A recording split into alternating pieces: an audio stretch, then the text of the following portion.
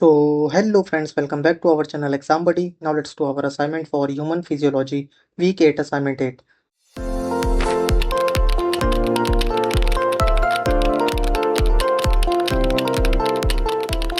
So the first question is, smooth muscle contraction is primarily triggered by an increase in, so these are the options, sodium influx, calcium binding to troponin, calcium binding to calmodulin, potassium efflux. So the answer of our first question is C, calcium binding to calmodulin. And now let's go to our question number 2, gap in junctions in GI smooth muscle allow. So these are the options, and the answer of our second question is B, low resistance spread of ions between cells. And now let's go to our question number 3.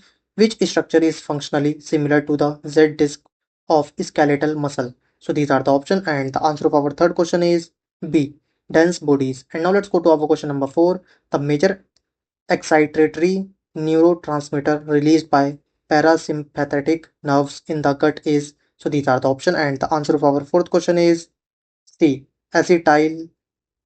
And now let's go to our question number 5. Mucin light chain kinase MLCK becomes active when, so these are the options, and the answer of our fifth question is B. And now let's go to our question number 6.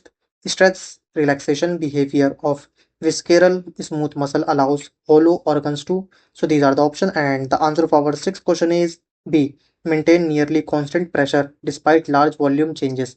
And now let's go to our question number 7. Which of the following inhibit GI motility by hyperpolarizing smooth muscle? So these are the option, and the answer of our seventh question is D, neurofinephine release from sympathetic nerves. Now submit your answer.